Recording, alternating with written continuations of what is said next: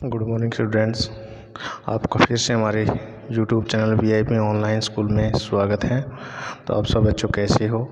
तो आज हम जैसे हमारा जो 8th क्लास का चैप्टर उपनिवेशवाद और शहर चल रहा है, ठीक है।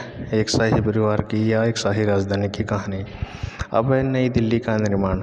अंग्रेज़ों ने मराठों को हराकर दिल्ली पर 1803 में नियंत्रण हासिल कर लिया था। कहने का मतलब भाई अंग्रेज़ों से पहले मराठों का दिल्ली पर शासन था, तो उन्होंने क्या भी 1803 में उनको हराकर दिल्ली को अपने अधिकार में ले लिया।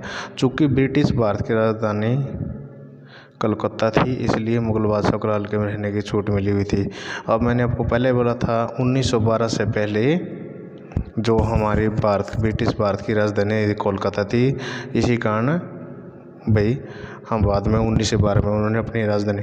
आज हमारे सामने जो आधुनिक शहर नज़र आया हुआ है 1911 में तब बनना प्रारंभ होगा जब दिल्ली ब्रिटिश भारत की राजधानी बनेगी, ठीक है। अब बच्चों आपको ये बताएं हैं भाई 1911 में उन्होंने कोलकाता से दिल्ली को अपनी दिल्ली राजधानी बना लिया था।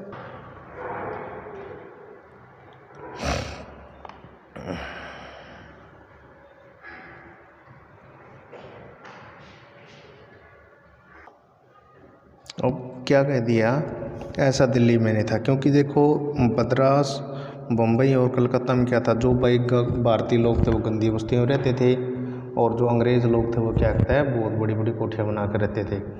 अब उसने कह दिया लेकिन दिल्ली में ऐसा नहीं था। मुख्यतः दिल्ली के अंग्रेज़ भी 19वीं सदी के पूर्वार्ध में पुराने शहर के अंदर अमीर हिंदुस्तानियों के साथ ही रहा करते। कहने का मतलब भाई सारी जगह तो जैसे मद्रास, बम्बई हो या कलकत्ता गया, वहाँ पर तो जैसे भी जो गरीब लोग थे वो गंदी बस्तियों में रहते थे, और जो अंग्रेज़ लोग थे वो क्या बड़ी बड़ी कोठियाँ बनाकर। लेकिन दिल्ली में नहीं था। दिल्ली में भाई सभी इकट्ठे रहते थे। वे भी फारसी, उर्दू, संस्कृत, शायरी का मज़ा लेते थे और स्थानीय त्योहारों में भागीदारी लेते थे। वे अगर अपना क्रिसमस का त्यौहार मनाते थे ना तो बच्चों, तो वो उनके जैसे हिंदुओं की दिवाली, मुसलमानों की ईद वगैरह मनाते थे। दिल्ली कॉलेज की स्थापना 1824 में हुई, जिसकी शुरुआत मदरसे के रूप में 18वीं शताब्दी में हुई। इस संस्थान ने विज्ञान और मानव शास्त्र के क्षेत्र में एक नया युग का सूत्रपात कर दिया। कहने का मतलब बच्चे से दिल्ली में कॉलेज की जो स्थापना 1824 में एक मदरसे के, कहने का मतलब एक ईसाई अंग्रेजी स्कूल के रूप में हुई, ठीक है। और उसने धीरे धीरे क्या जो विज्ञान, साइंस है और मानव के टेक्नोलॉजी है उसमें एक नया युग स्थापित कर दिया था। यहाँ मुख्यतः उर्दू भाषा में काम होता था। बहुत से लोग 1830 से 1857 की अवधि को दिल्ली पुनर्जागरण काल कहते हैं, ठीक है। 1857 के उपरांत यह सब कुछ बदल गया। उस वर्ष हुए विद्रोह के दौरान बहादुर शाह जफर को विद्रोहियों ने विद्रोह का नेतृत्व संभालने के लिए विवश करके मतलब उसको मजबूर कर दिया। दिल्ली 4 महीने तक विद्रोहियों के नियंत्रण में रही। जब अंग्रेजों ने दोबारा कब्जा किया तो वे बदले और लूटपाट की मुहिम पर निकल पड़े। कौन? अंग्रेज। उन्होंने क्या भाई जैसे अपनी भड़ास निकालने के लिए लोगों को मारना काटना शुरू कर दिया। फिर आगे है प्रसिद्ध उर्दू शायर मिर्ज़ा गालिब उदास मन से इन घटनाओं को देख रहे थे। 1857 में दिल्ली की बर्बादी को उन्होंने इस शब्दों में व्यक्त किया, जब गुस्साए शेर शहर में दाखिल तो ने बेसहारा को मारा, घर जला डाले, ना जाने कितने और मर्द आम और ख़ास 3 दरवाजे से दिल्ली से भाग खड़े हुए और अपने छोटे मोटे समुदाय तथा शहर के बाहर मकबरों में पनाह ली। कहने का मतलब उन्हें शरण दी। पुनः बगावतों को रोकने के लिए अंग्रेजों ने बहादुर शाह जफर को देश निकाला दे दिया।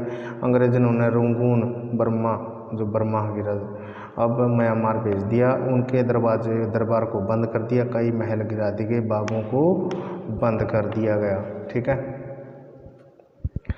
अब क्या कर दिया, उनके स्थान पर अपने सैनिक बैरकें बना दी। अब दे दिया दिल्ली के मुगल अतीत को अंग्रेज पूर्णतः भुला देना चाहते। जो दिल्ली का मुगलों का शासन था वो जो अंग्रेज थे उसको पूरी तरह से भुला देना चाहते थे। किले के आसपास पर का पूरा इलाका साफ कर दिया गया। यहाँ मैदान, बाग और मस्जिदें नष्ट कर दी गई, परंतु मंदिरों को नहीं तोड़ा। अंग्रेज आसपास के क्षेत्रों को सुरक्षित करना चाहते थे। मुख्यतः से मस्जिदों को या तो नष्ट कर दिया गया या उन्हें अन्य कामों के लिए प्रयोग किया जाने लगा। उदाहरण के तौर पर जीनत उल मस्जिद को एक बेकरी घर में बदल दिया। जामा मस्जिद में 5 साल तक किसी को नमाज पढ़ने की इजाज़त नहीं दी गई। शहर का 1/3 भाग गिरा दिया गया। कई नहरों को पाट कर बराबर कर दिया गया। कहने का मतलब जैसे आपने बताया था ना, जैसे लाल के जो यमुना नदी थी वो क्या है भाई, वो लाल किसे से वजह से सूखकर निकलती थी, या तो उन्होंने इसको भी बंद कर दिया। 1870 के दशक में रेलवे को स्थापना करने और शहर को 4 दीवारी के बाहर फैलाने के लिए शाहजहानाबाद की पश्चिमी दीवार को तोड़ दिया गया।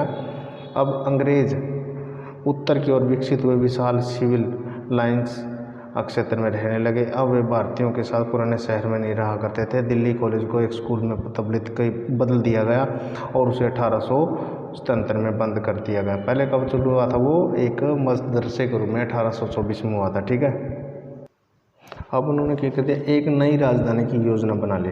दिल्ली के सांकेतिक महत्व का अंग्रेजों को अच्छी तरह पता था। दिल्ली का जो माली उनको व्यापारिक रूप से और जो उनके मन की दृष्टि थी उन्होंने सबको पता था कि, इसलिए 1857 की बगावत के पश्चात उन्होंने यहाँ ढेर सारे शानदार आयोजन किए।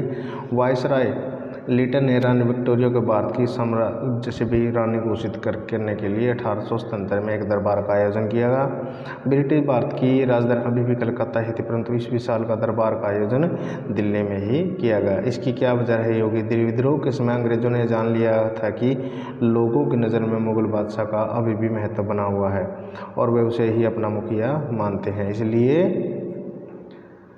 ब्रिटिश सत्ता का मुगल बादशाहों और 1857 के विद्रोहियों के मुख्य केंद्र में पूरी तड़क भड़क के साथ प्रदर्शन किया गया। जब जॉर्ज पंचम को 1911 में इंग्लैंड का राजा बनाया गया तो उस अवसर पर दिल्ली में और एक दरबार का आयोजन किया गया। इस दरबार में कलकत्ता की जगह दिल्ली को भारत की राजधानी बनाने का ऐलान कर दिया गया। किसने घोषणा की थी?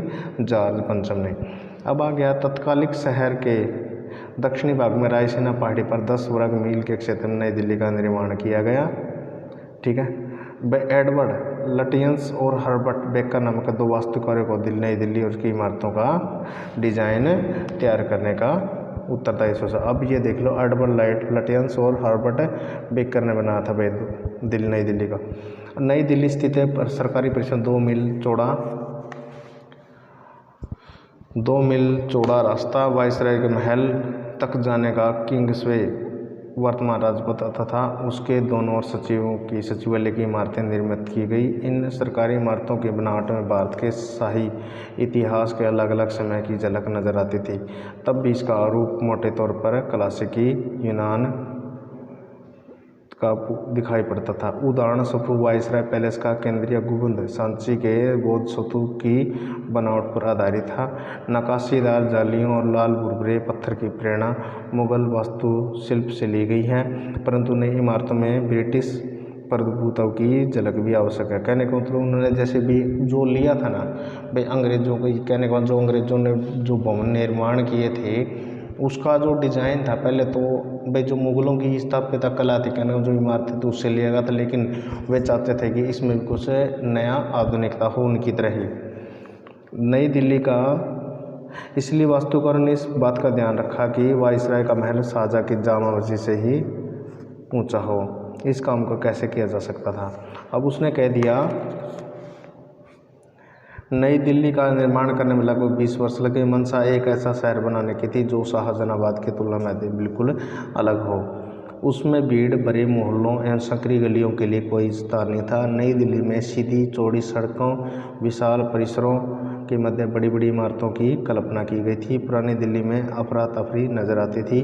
नया शहर स्वस्थ और स्वच्छ दिखाई पड़ता था। भीड़ भरे इलाके अंग्रेजों को गंदे स्वास्थ्य के लिए हानिकारक बीमारियों का स्रोत दिखाई पड़ते थे। इसलिए नई दिल्ली में गंदगी के विकास, बेहतर जलापूर्ति और नालियों की पूरी व्यवस्था तैयार की गई। उसे अधिक बराबरा बनाया गया। वहाँ पेड़ पौधे लगाए गए। ठीक है, बड़े बड़े पार्क बनाए गए जिससे कि लगातार ताज़ी और ऑक्सीजन मिल सके। ठीक है, तो बच्चों अगर आप हमारे चैनल पर पहली बार आए हैं तो हमारे चैनल को लाइक कीजिए, बेल आइकन का बटन दबाइए, लाइक कीजिए और इसको दबाकर शेयर कीजिए। Thank you.